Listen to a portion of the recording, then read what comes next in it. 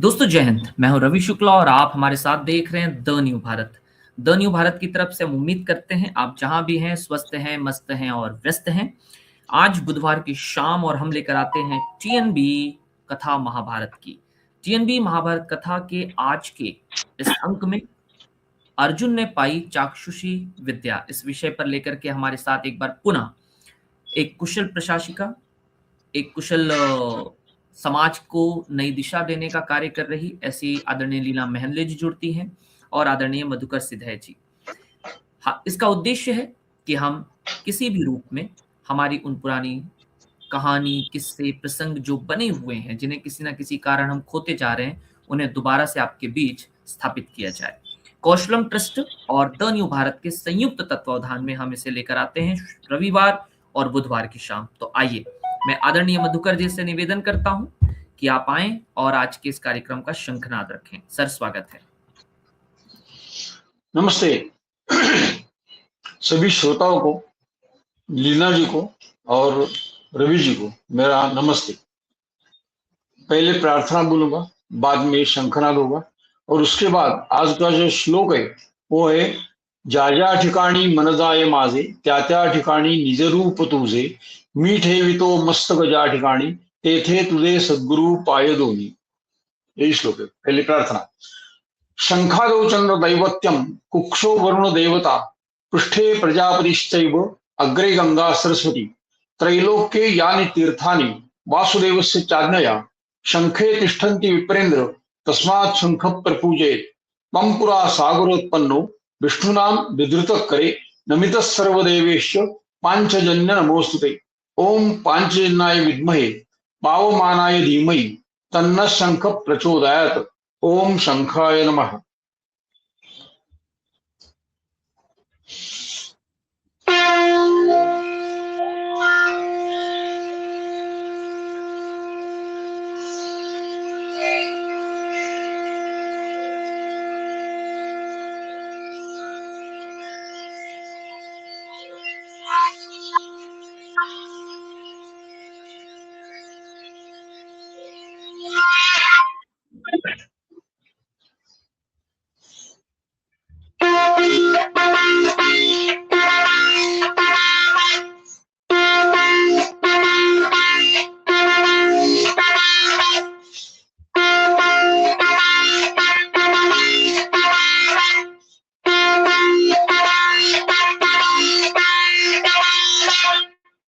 धन्यवाद।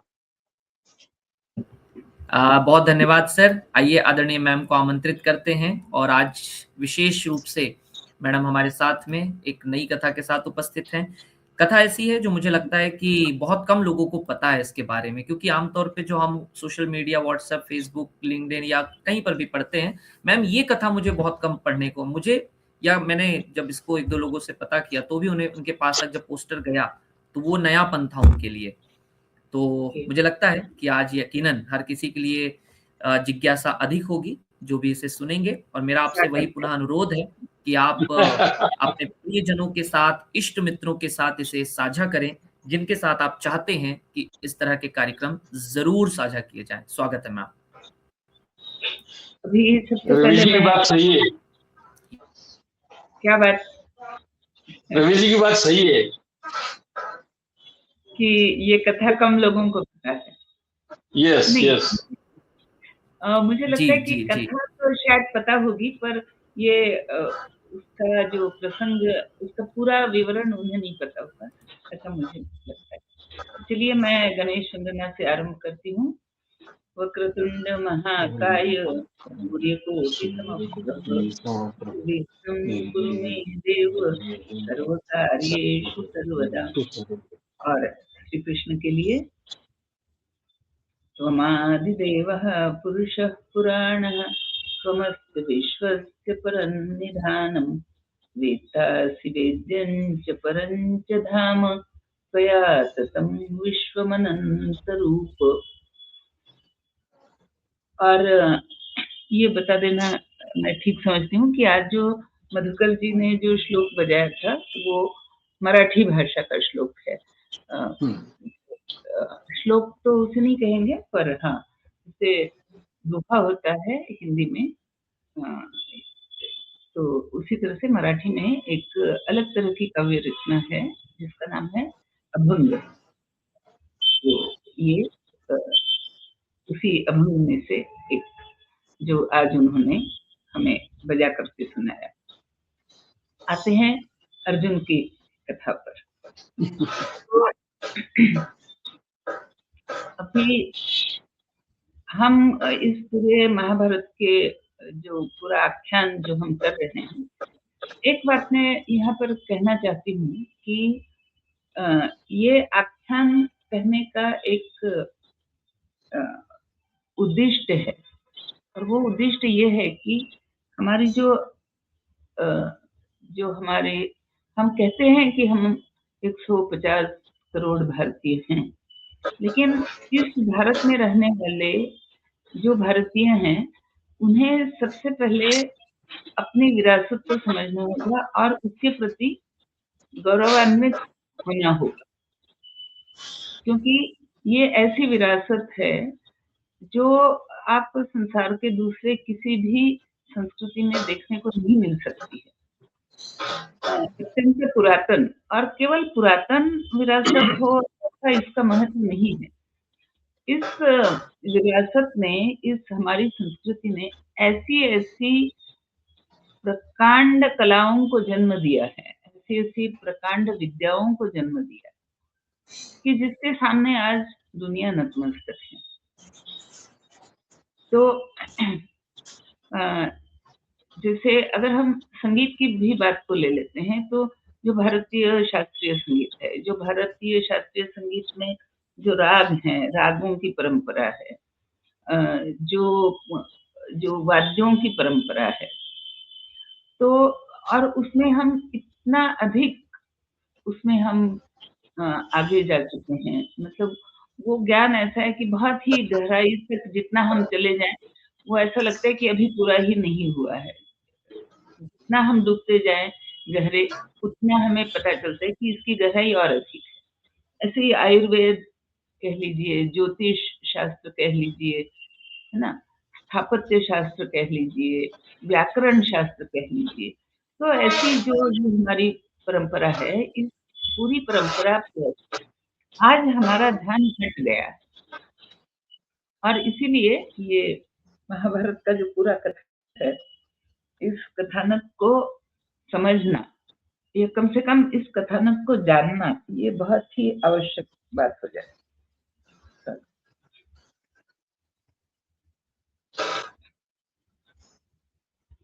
तो आज हम ये तो मैंने बता दिया कि ये मंतव्य है इस पूरे कथानक को करने का, और आज हम आते हैं उस प्रसंग पर जब आज की कथा का नायक जो है वो अर्जुन है, क्योंकि इसके पहले 2-3 जो हमारे कथानक हुए उसमें उसका नायक भीम था। जहाँ से वारणावत लाक्षागृह दाह के बाद पांडव निकले, फिर उनका सामना हुआ एक राक्षस से जिसका नाम था हिडिंब। फिर उसकी बहन से भीम ने विवाह किया, उसका पुत्र हुआ घटोत्कच। उसके बाद वो आगे चलते गए, जंगलों में भटकते रहे, तो अगला उनका सामना हुआ राक्षस बकासुर के साथ। तो इन सारे प्रसंगों में हम देखते हैं कि नायक जो है उस आख्यान का वो भीम है। उसके पहले हम देखते हैं कि जब पांडवों से कहा जाता है कि आपको जाकर के लाक्षागृह में रहना है, वहाँ के लोगों से मिलना है, वारणावत के लोगों से मिलना है, वहाँ पर आपको कुछ महीने समय बिताना है, इत्यादि। और इसमें कुछ न कुछ गहरा रहस्य है।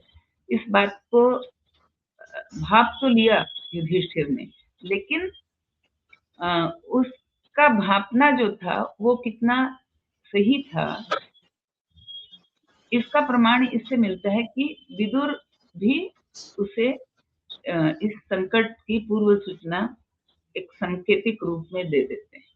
वो जो पूरा प्रसंग है विदुर और युधिष्ठिर की चर्चा, वो प्रसंग ऐसा है जहाँ पर युधिष्ठिर की जो एक नॉलेज है, ज्ञान है, जो म्लेच्छ भाषा का ज्ञान जो केवल विदुर को है और युधिष्ठिर को है, ऐसा मतलब वहां पर बताया जाता है। ये संभव है कि हस्तिनापुर के जो गुप्तचर हैं उनमें से कोई ये भाषा जानता हो, इसीलिए जब विदुर और युधिष्ठिर दोनों आपस में संवाद करते हैं, वो भी म्लेच्छ भाषा में संवाद करते हैं, फिर भी वो खुल करके बात नहीं करते, वो सारी बातें सांकेतिक रूप में ही आपस में एक दूसरे को बताते हैं। और विदुर ये बिल्कुल सुनिश्चित करना चाहते हैं कि मैंने जो कहा है, सांकेतिक रूप में कहा है, क्या वो युधिष्ठिर को समझ में आया? तो बिल्कुल खुल करके पूछते हैं कि क्या तुम्हें समझ में आया जो मैंने कहा? और युधिष्ठिर भी बोलते हैं कि हाँ काका जी, मैंने आपकी कही हुई बातों को पूर्ण रूप से समझ लिया। तो ये जो संवाद है विदुर और युधिष्ठिर का, जिसकी वजह से लाक्षागृह से पांडव बच निकलने में सफल हुए, उसका श्रेय जाता है युधिष्ठिर के ज्ञान को। तो वहां पर नायक युधिष्ठिर था, फिर भीम था। अब हम ऐसे प्रसंग में आते हैं जहां पर नायक जो है वो अर्जुन है। तो होता ये है कि अब सारे पांडवों को वो कथाएं सुनाई जाती है कि कैसे द्रुपद राजा है, उसको पांडवों ने पराजित किया है। मतलब पांडवों को ही वो कथा सुनाई जा रही है कि द्रुपद राजा को पांडवों ने पराजित किया। और किस लिए पराजित किया? चूंकि द्रोण को गुरु दक्षिणा देनी थी, और उस गुरु दक्षिणा को देने के कारण द्रुपद का बहुत अपमान हुआ। तो उस अपमान का बदला लेने के लिए द्रुपद ऐसे पुत्र की चाह रखता है जो कि द्रोणाचार्य को मार सके, और वो साथ साथ ऐसी कन्या की भी चाह रखता है जिसका विवाह अर्जुन से करा करके वो अर्जुन को अपने दामाद के रूप में पा सके। तो इन दोनों संकल्पों को लेकर के द्रुपद यज्ञ करता है, और वाकई में उसे पूर्ण तरह से युवावस्था में आए हुए एक लड़का और एक लड़की, इस तरह से 2 संतति उसे प्राप्त होते हैं। और अब उसी समय द्रुपद के पास ये समाचार आता है कि पांडव तो वारणावत के लाक्षागृह में पांडव तो जल करके भस्म हो गए, उनके दाह संस्कार भी हो गए। कुरु के जो राजा हैं धृतराष्ट्र, उनकी तरफ से सबके दाह संस्कार भी हो गए हैं।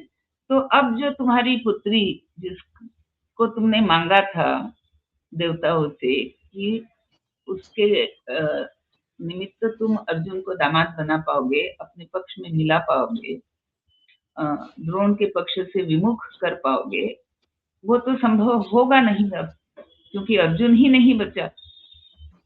तो द्रुपद जब अपने सारे प्रजाजनों से सलाह करता है, तो ये जो वर्णन है महाभारत का, ये मुझे मतलब बहुत अचंभित भी करता है और एक आनंद की अनुभूति भी कराता है कि इतना बड़ा राजा, इतना शूर योद्धा, और वो अपनी प्रजा के साथ वो विचार विमर्श कर रहा है, प्रजा को वो अपनी तकलीफ बता रहा है, प्रजा को वो अपना जो संशय का उसके मन में जो संशय है उसको प्रजा के साथ बांट रहा है।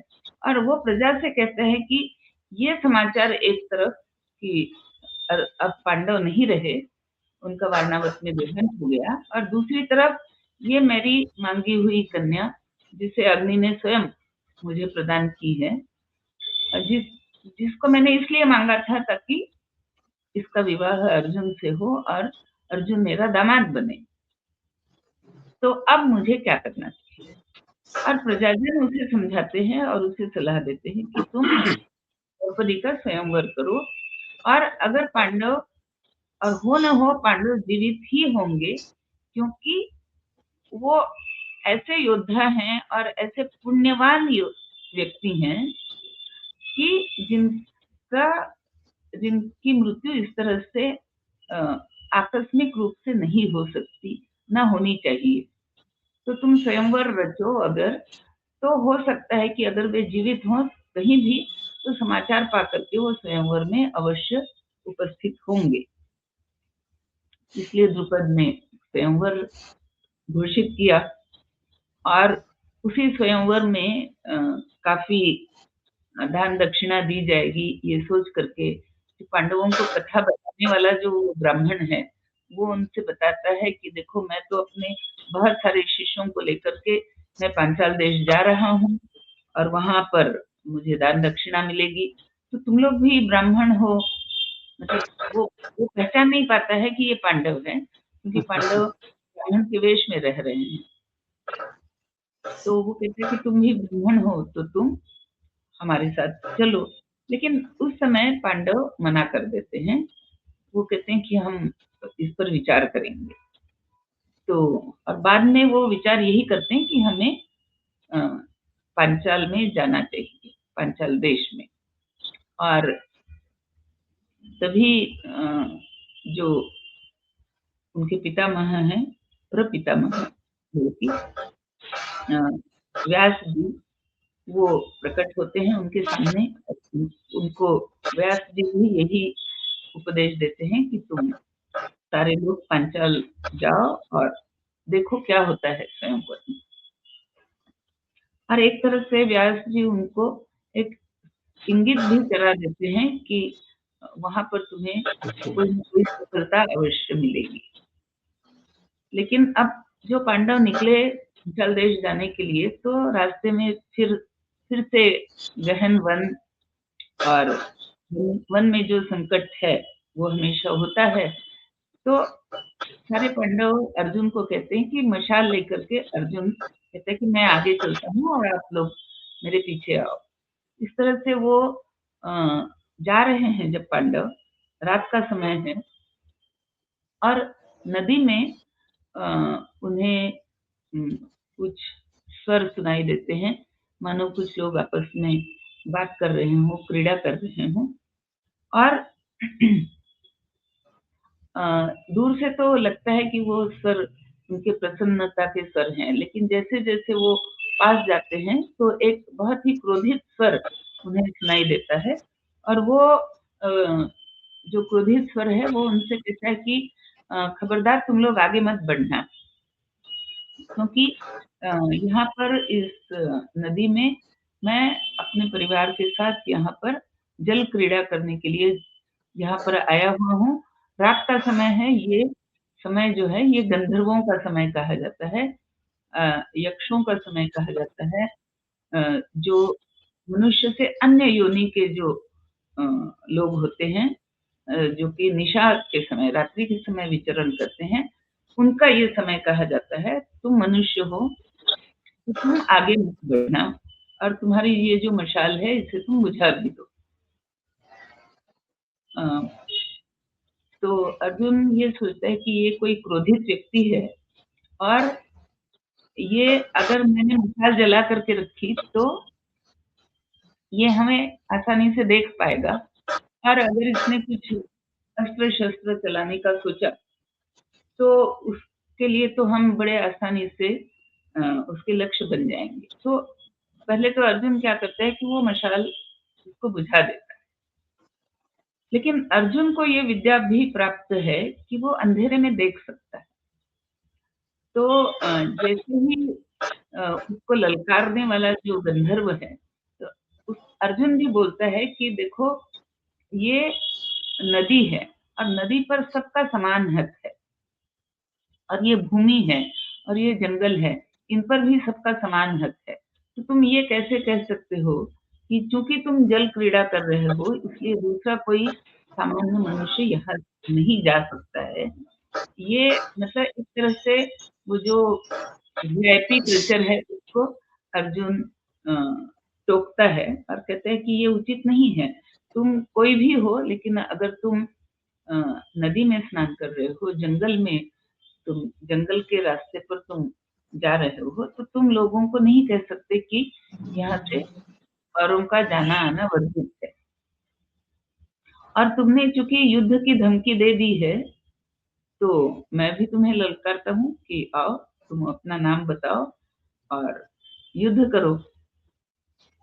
तो वो जो गंधर्व है वो कहता है कि मेरा नाम चित्ररथ है और मेरा दूसरा नाम अंगारपर्ण भी है और मैं तुम पर ये शस्त्र फेंक रहा हूँ। तो वो अपना कुछ शस्त्र चलाता है, लेकिन चूंकि उसका शस्त्र अंधेरे में जा रहा है तो अर्जुन उसको रोक देता है अपने बाणों से और अर्जुन तत्काल आग्नेयास्त्र का प्रयोग करते हुए उस गंधर्व को वो बंदी बना लेता है। तो जब गंधर्व बंदी बन जाता है तो अर्जुन पूछता है अपने भाई से युधिष्ठिर से कि इसका क्या किया जाए। तो जो गंधर्व की पत्नी है वो देख रही है कि अरे मेरे पति को, चूंकि अर्जुन ने आग्नेयास्त्र का प्रयोग किया था इसलिए वहां पर फिर से उजाला हो जाता है। तो गंधर्व की पत्नी देखती है और वो ये देख रही है कि मेरे पति को बंदी बनाने वाला जो वीर है वो तो अर्जुन दिख रहा है, लेकिन अर्जुन किसी और से पूछ रहा है कि मैं इसका क्या करूं। तो अवश्य ही ऐसा कुछ है जिस कारण निर्णय अर्जुन स्वतः नहीं ले रहा है बल्कि कोई और निर्णय ले रहा है। तो वो स्वयं युधिष्ठिर के ही शरण में जाती है और युधिष्ठिर से कहती है कि आप से मैं निवेदन करने आई हूँ कि मेरे पति के प्राण ना लिए जाएं। तो युधिष्ठिर का और उस गंधर्व पत्नी का थोड़ा सा संवाद होता है और युधिष्ठिर उसे बताता है कि गलती तो तुम्हारे पति ने की थी, उसने बिना कारण ही हमसे युद्ध करने के लिए बात आगे बढ़ाई, तो इसलिए इसको दंड तो मिलना चाहिए। तो फिर वो उसकी पत्नी पूछी कि उसको दंड तो मिल चुका ना, उससे आपने बंदी बना लिया, उसे हरा दिया। तो उसी समय गंधर्व जो है वो कहता है कि वो भी अब ये समझ जाता है कि वो अब अर्जुन से नहीं, उसको युधिष्ठिर से बात करनी है। तो वो युधिष्ठिर को कहता है कि आपसे मैं हार स्वीकार करता हूँ और ये भी मैं आपको वचन देता हूँ कि ये जो पूरा प्रदेश है, कुरु जंगल प्रदेश इसको कहा जाता है, तो जहाँ पर कुरु भी है और पांचाल भी है, ये पूरा जो प्रदेश है जिस पर गंधर्वों ने भी अपना एक शासन तो नहीं कह सकते पर गंधर्वों का वहां पर आना जाना है। गंधर्वों ने एक प्रकार से इस तरह का एक भय का वातावरण फैला कर रखा है कि जब गंधर्व वहां उपस्थित हो तो दूसरे लोगों के लिए वो स्थान वर्जित है, इस तरह से। और किसी यही कोई जगह रही होगी जहां पर चित्रांगद का भी वध एक गंधर्व ने ही किया था, जिसके बाद विचित्रवीर्य राजा बना था। तो ये सारी बातें सोच करके अर्जुन और युधिष्ठिर विचार कर रहे हैं। तो तभी वो गंधर्व जो है वो उनको एक ऑफर देता है, बड़ी अच्छी ऑफर देता है। वो कहता है कि जो गंधर्व लोग के घोड़े होते हैं वे मनुष्य लोग के घोड़ों से बहुत अधिक शक्तिवान, बहुत प्रभावी और बहुत ही अधिक गति से दौड़ने वाले होते हैं। तो मैं अगर अर्जुन और आप मुझे जीवन दान दें तो मैं आप हर एक पांडव को ऐसे 100 घोड़े मैं भेंट करता हूँ।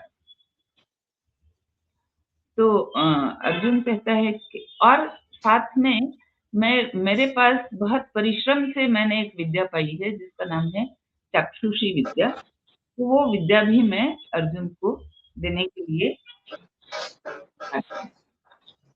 तो अर्जुन कहता है कि देखो, या तो तुम किसी भय से मतलब मेरे से भयभीत होकर के तुम ये बात देने की बात कर रहे हो, या तुम मुझे प्रलोभन देने के विचार से ये देने की बात कर रहे हो, तो दोनों ही मुझे अस्वीकार है।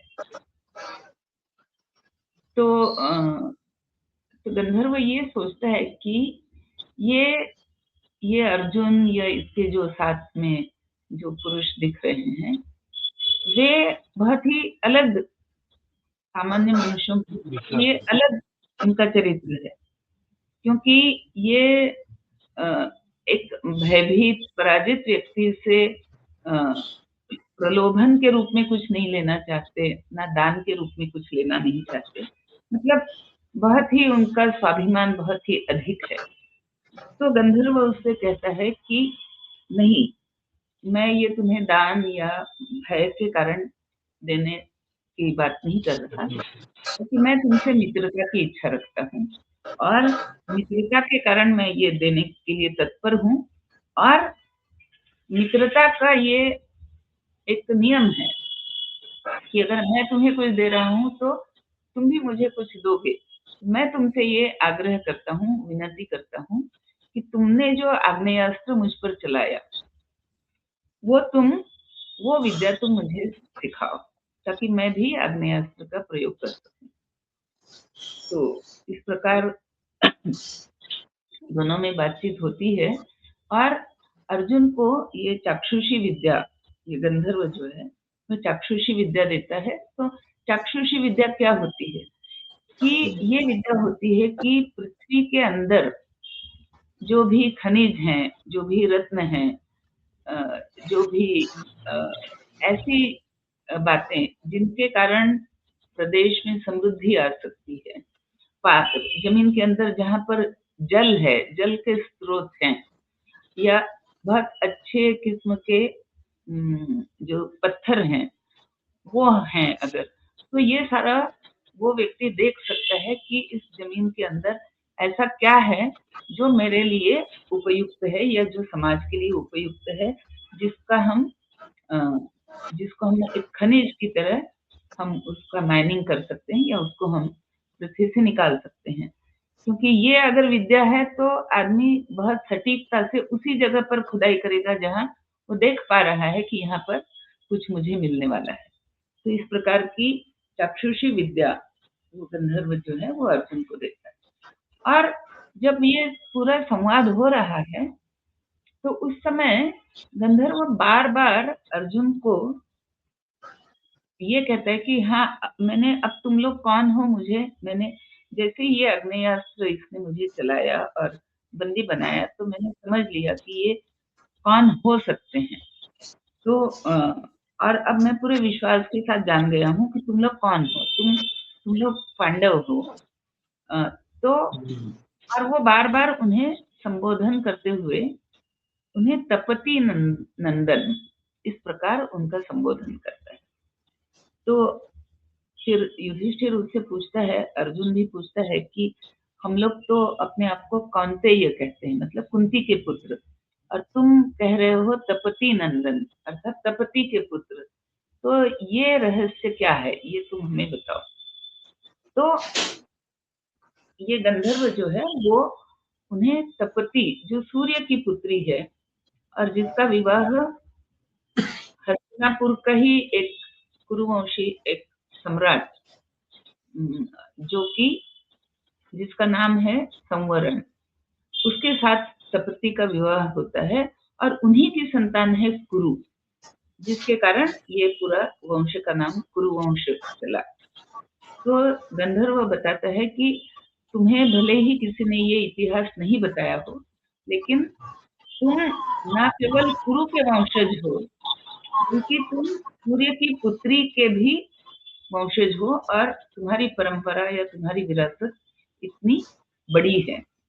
तो मैं तुम्हें केवल ये विद्या या चाक्षुषी विद्या या केवल ये घोड़े मैं तुम्हें नहीं दे रहा, बल्कि इसके साथ साथ अर्जुन और युधिष्ठिर उस गंधर्व से ये भी कहते हैं कि तुम्हारे घोड़े तो हमने स्वीकार कर लिए, लेकिन अभी हम इस स्थिति में नहीं हैं कि वो घोड़े हम अपने पास रख सकते, क्योंकि हम ना किसी राजमहल में रह रहे हैं, ना तो हमारे पास कोई घुड़साल है। तो अभी के लिए ये सारे घोड़े हमारे लिए तुम ही अपने संरक्षण में रखो, और जब हमें आवश्यकता होगी ये घोड़े तुम युद्ध के समय जब भी हमें आवश्यकता हो तो ये घोड़े तुम हमें उस समय उपलब्ध कराना। तो ये भी बात दोनों मान लेते हैं, दोनों पक्ष। और ये जो चित्ररथ गंधर्व है वो ये कहता है कि मैं तुम्हें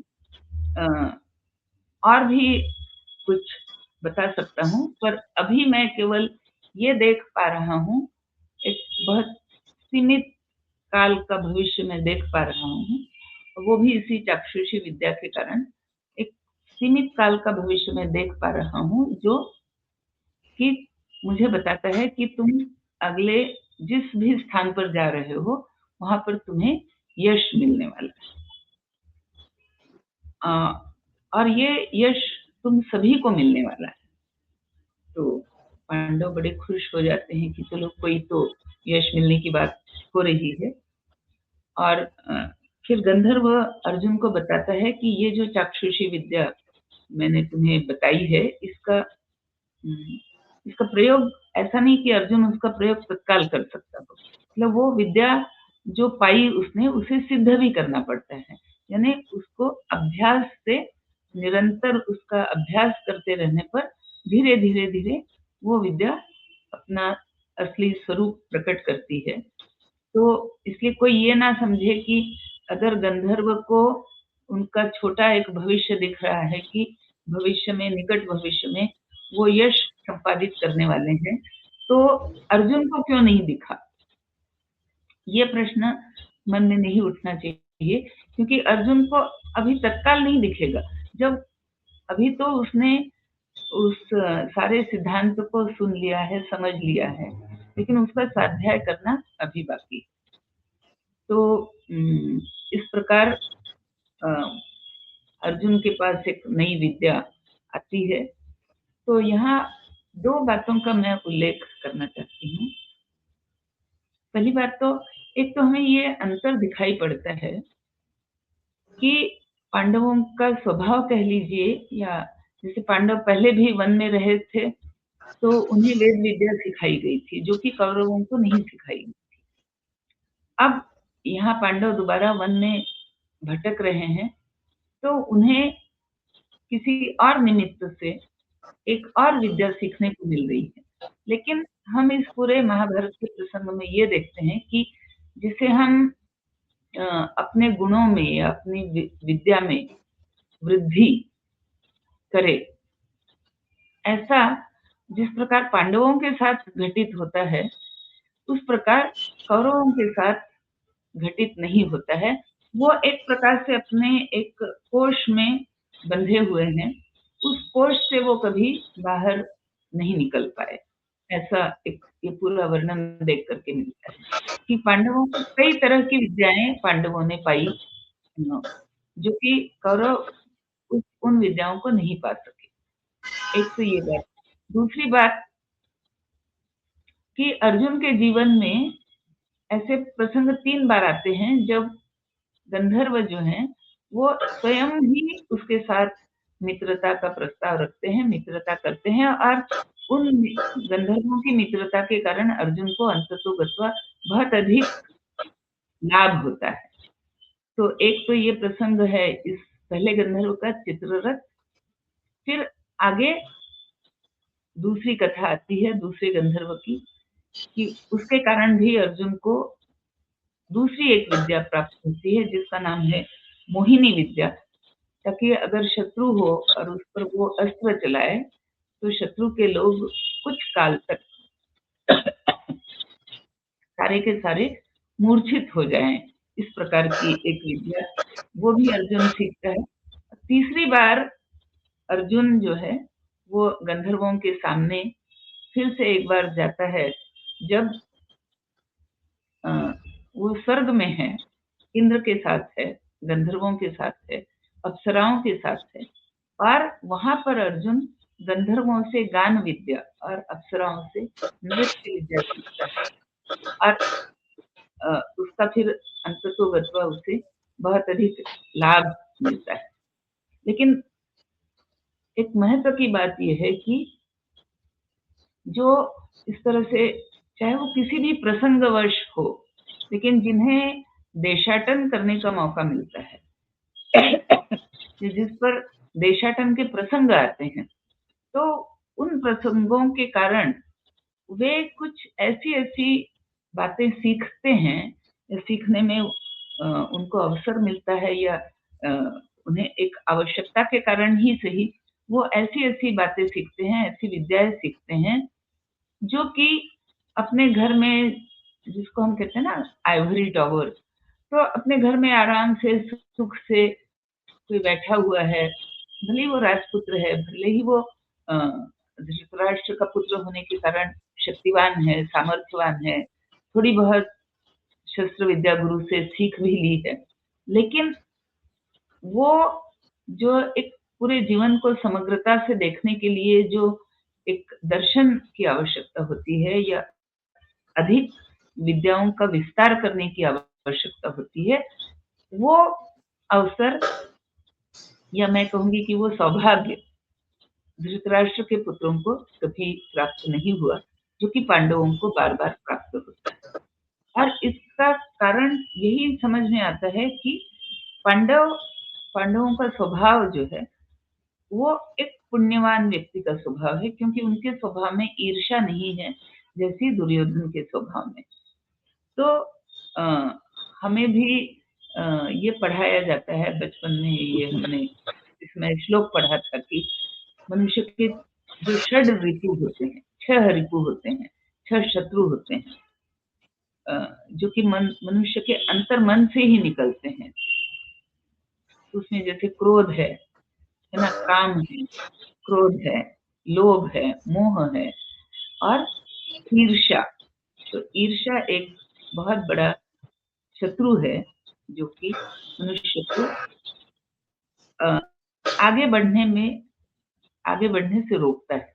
एक प्रकार से दुर्योधन के मन में जो ईर्ष्या है, और ये बात मैंने कर्ण के प्रसंग से भी कही थी कि कर्ण के मन में भी जो अर्जुन के प्रति ईर्ष्या है, वो ईर्ष्या है जो उन्हें अपनी स्वयं की उन्नति करने का या अपने स्वयं के जीवन को समृद्ध बनाने का या अपने स्वयं के जीवन में कुछ सीखने का, कुछ पाने का, अपने परिश्रम से पाने का उन्हें वो अवसर नहीं देती, क्योंकि उनका पूरा ध्यान ईर्ष्या में लगा हुआ है, जो कि उनकी ऊर्जा का ह्रास करता है, क्षय करता है, ऊर्जा को उनके नष्ट करता है या प्रभावहीन बना देता है।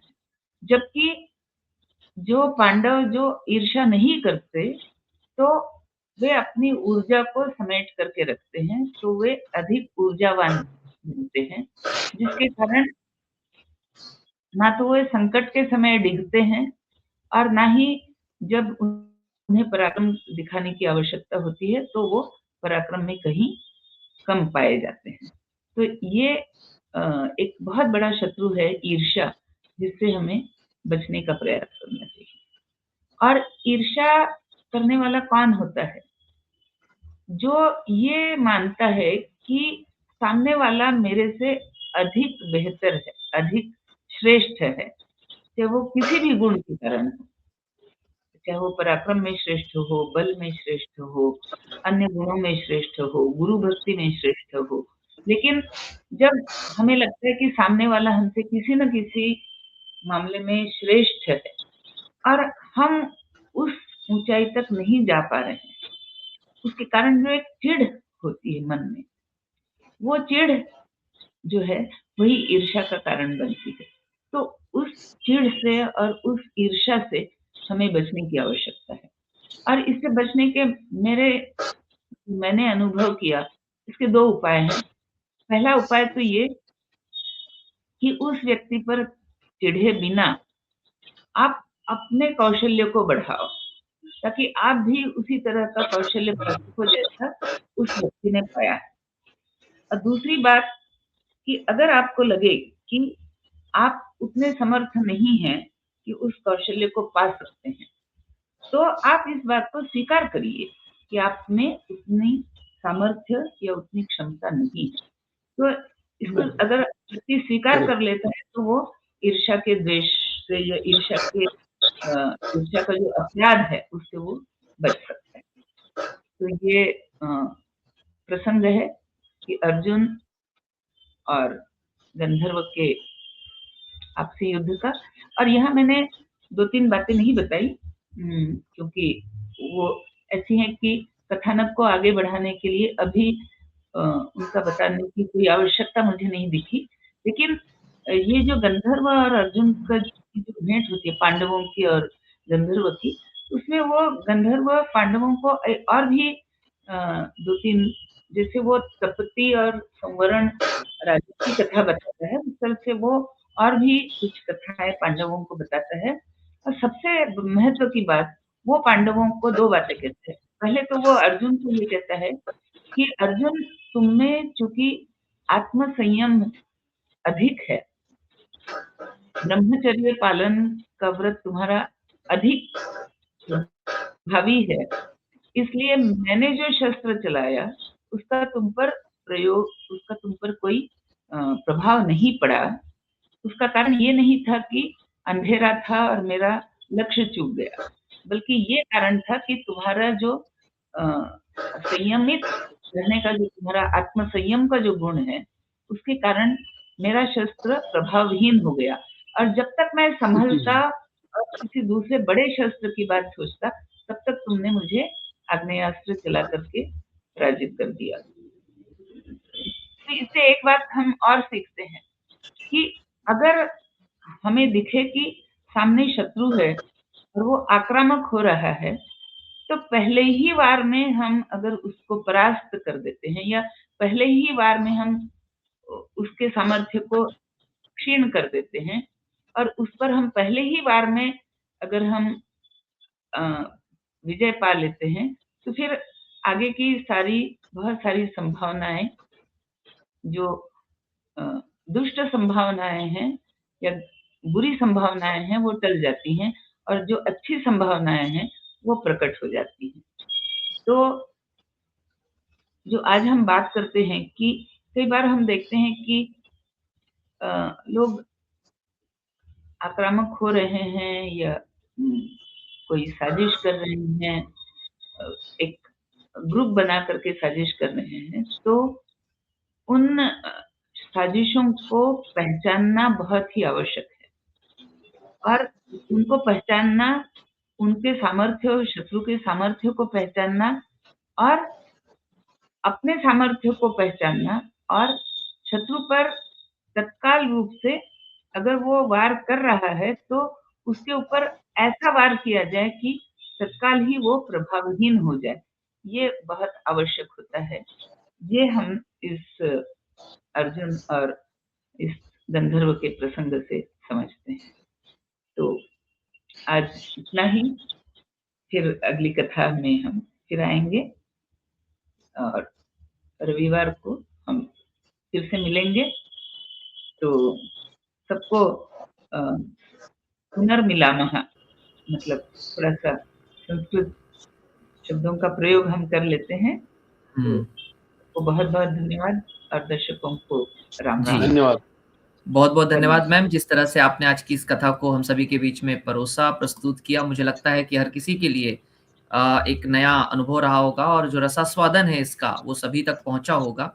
और जिस तरह से आप बताती हैं, उस सहजता, उस सरलता, जैसा कि इससे पूर्व में भी हमारे दर्शकों ने टिप्पणी की है कि आप बहुत सहज और सरल होकर के बताती हैं और हर किसी के कानों से दिल तक पहुंचने वाली कहानी और बहुत वो कर्णप्रिय होकर के हम तक पहुंचती है। तो इसके लिए बहुत धन्यवाद।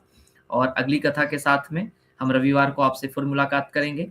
मैं पुनः अनुरोध करूं कि यदि आप सभी हमारे साथ में इस कार्यक्रम को देख रहे हैं तो आप अपने परिचितों के साथ में, अपने प्रियजनों के साथ में इसे जरूर साझा करें ताकि वे भी इसका रसास्वादन कर सकें।